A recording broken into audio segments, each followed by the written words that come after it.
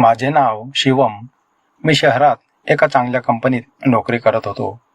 पगार चांगला होता, राहणीमान छान होतं, पण मनात मात्र प्रचंड निराशा पसरली होती. त्यातल्या त्यात 2 महिन्यांपूर्वीची गोष्ट आहे. माझी गर्लफ्रेंड नीरा, जिच्यावर मी खूप प्रेम करायचो, पण ती मला फक्त एक चांगला मित्रच मानायची. मी बऱ्याचदा माझ्या मनातलं तिला सांगण्याचा प्रयत्न केला, परंतु मला तिच्याकडून तो प्रतिसाद कधीच मिळाला नाही. तिने नेहमी मला एका चांगल्या मित्राच्या चौकटीतच ठेवले. शेवटी एक दिवस मी हिंमत करून तिच्यासमोर माझं मन मोकळं केलंच. पण तिने अगदी सहजतेने, "शिवम, तू माझा खूप चांगला मित्र आहेस आणि मला आपली ही मैत्री गमवायची नाही," असं सांगून माझ्या प्रेमाला पूर्णविराम दिला. त्या एका वाक्याने माझ्या आत काहीतरी कायमचं तुटलं. ज्या व्यक्तींभोवती मी माझं सर्व स्वप्ने विणली होती, तिने मला इतक्या सहज परक केलं होतं. त्या दिवसापासून माझ्या आयुष्यातला उजेड निघून गेला. कंपनीतील चांगलं काम, हातातला चांगला पगार, मित्रांचा गराडा आणि शहरातलं चकचकीत आयुष्य, हे सगळं बाहेरून कितीही सुंदर दिसत असलं तरी माझ्या आत मात्र रोज एक शांत वादळ उठत होतं.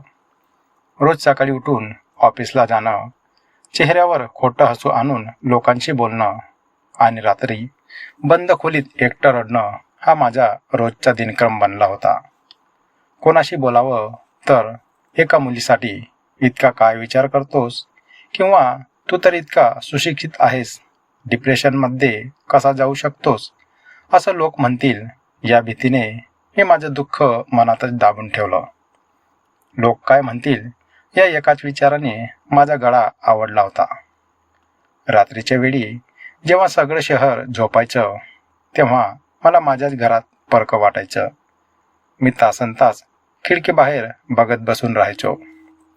मनात एकच प्रश्न पुन्हा पुन्हा यायचा, माझ्याच बाबतीत असं का झालं? मी कुठं कमी पडलो? माझं मन प्रचंड अस्वस्थ आणि खचलेलं होतं. मी एका अशा टप्प्यावर उभा होतो जिथे जगण्यासाठी लागणाऱ्या सगळ्या गोष्टी माझ्याकडे मुबलक होत्या, पण जगायची इच्छा मात्र कुठंतरी हरून गेली होती. अशा वेळी मला एका अशा माणसाची गरज होती, जो मला न पारखता, कोणतीही अट न ठेवता माझं बोलणं फक्त ऐकून घेईल. आणि मग एका दिवशी माझ्या आयुष्यात नम्रताताई आल्या. मी नेहमीप्रमाणे चेहऱ्यावर खोटं हसू आणत कामावरून घरी आलो. मन इतकं व्याकुळ झालं होतं की मला घरात राहणं कठीण झालं.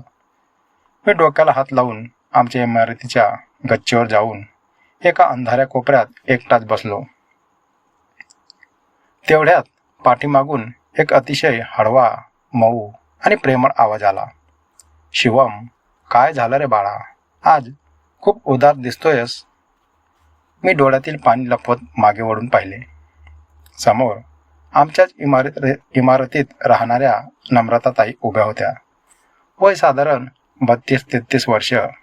दिसायला अत्यंत शांत, सोज्वळ आणि देखण्या. आज त्यांनी केशरी रंगाची साडी आणि त्यावर काळ्या रंगाचं फिट ब्लाऊज घातलेलं होतं. त्या दिसायला जेवढ्या सुंदर होत्या तेवढ्याच गोड स्वभावाच्या होत्या. मी गप्प बसून राहिलो.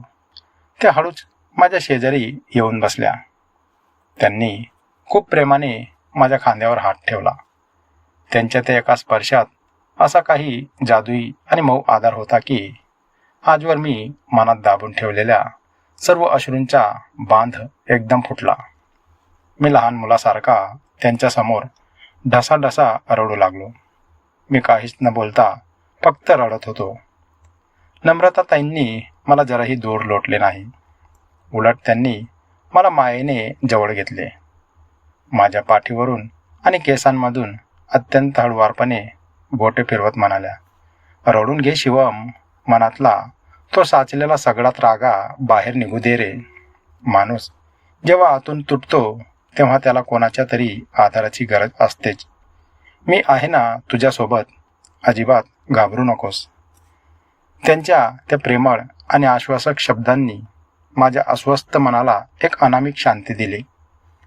आजवर मला असा भावनिक आधार कधीच मिळालेला नव्हता. तेवढ्यात नम्रताताईंच्याही डोळ्यातून अश्रू गळू लागले. मी आश्चर्याने त्यांच्याकडे पाहिले. त्या माझ्या डोळ्यात पाहत म्हणाल्या, शिवम, तुला वाटतं फक्त तूच एकटा आणि अस्वस्थ आहेस? अरे, या इमारतीत राहून मीही दररोज एका भयानक एकटेपणाचा सामना करते. माझे पती व्यवसायाच्या निमित्ताने नेहमी बाहेर असतात. घरात पैशांची कमतरता नाही, पण मनाला समजून घेणारा, दोन प्रेमाचे शब्द बोलणारा माणूस माझ्या आयुष्यात नाहीये. या भल्या मोठ्या घरात मी रोज घुटमळते. कोणाशी मन मोकळं करायलाही माझ्याकडे कोणी नाही.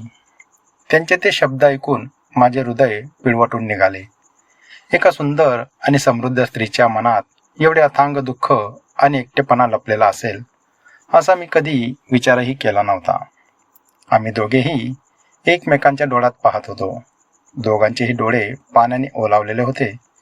दोन दुःखी, अस्वस्थ आणि एकट्या आत्म्यांची नजर आज पहिल्यांदाच एकमेकांवर पूर्णपणे समजून घेत होती. त्यांच्या डोळ्यातील ते भाव पाहून मी हळूच माझा हात त्यांच्या हातावर ठेवला आणि त्यांच्या डोळ्यांतील अश्रू माझ्या बोटांनी पुसले. त्या स्पर्शाने नम्रताताईंच्या मनातही एक हळवी रोमॅन्टिक भावना जागी झाली होती. इथूनच पुढे जणू वेळ फक्त आमच्यासाठीच थांबली होती. बाहेरच्या जगाचा, कालप्रवाहाचा आणि भीतीचा आम्हाला पूर्ण विसर पडला होता. त्या रात्री गच्चीवर थंड हवेची एक मंद मादक झुळूक आली. त्या वाऱ्याच्या झुळकीने नम्रताताईंच्या साडीचा पदर त्यांच्या खांद्यावरून अलगद खाली घसरला. पण आज त्या गोष्टींचे कोणालाच भान नव्हते. त्यांनी अत्यंत अथांग प्रेमाने आणि अपार विश्वासाने आपले डोके माझ्या खांद्यावर टेकवले आणि शांतपणे डोळे मिटले. आज जर नम्रताताईंनी मला असा हळवा प्रेमाचा आणि विश्वासाचा भावनिक आधार दिला नसता तर कदाचित मी त्या अवस्थेच्या अंधारात पूर्णपणे हरवून गेलो असतो.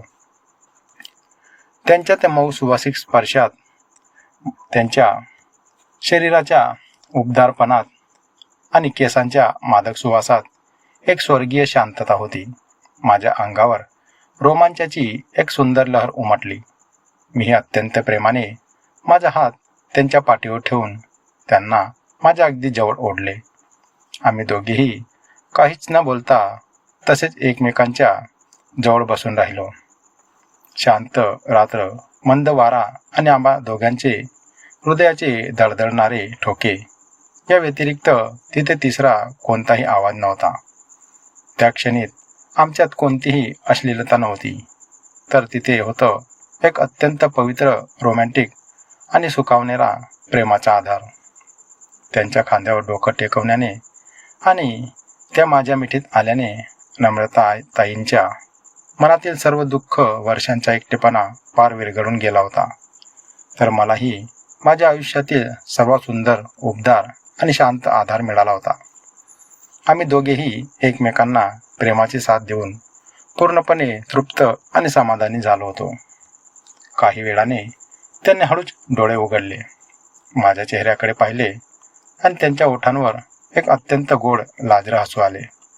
त्या हळूच पुटपुटल्या, शिवम, आज जर तू मला असा भेटला नसतास आणि मला हा प्रेमाचा आधार दिला नसतास तर मी आज या एकटेपणात पार कोमजून गेले असते रे.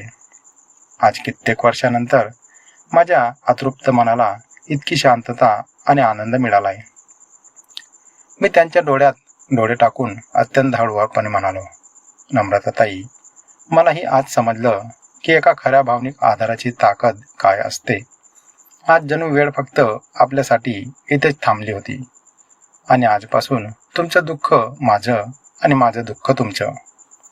त्या रात्री आम्ही दोघांनी गच्चीवर एकमेकांच्या मिठीत जो वेळ घालवला त्याने आमची अस्वस्थ मने पूर्णपणे मोकळी केली होती. त्या दिवसापासून आमचे नाते पूर्ण बदलले.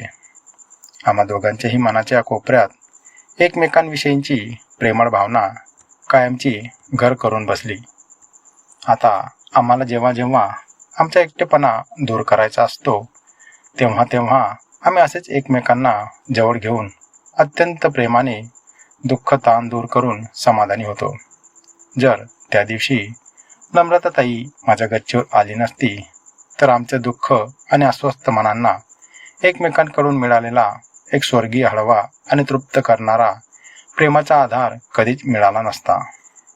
तर मित्रांनो, ही काल्पनिक कथा तुम्हाला कशी वाटली मला कमेंट करून नक्की सांगा. कथेला लाईक करा, शेअर करा, कमेंट करा आणि हो, आपल्या सुमुगो मराठी या चॅनलला सबस्क्राईब करायला विसरू नका. धन्यवाद.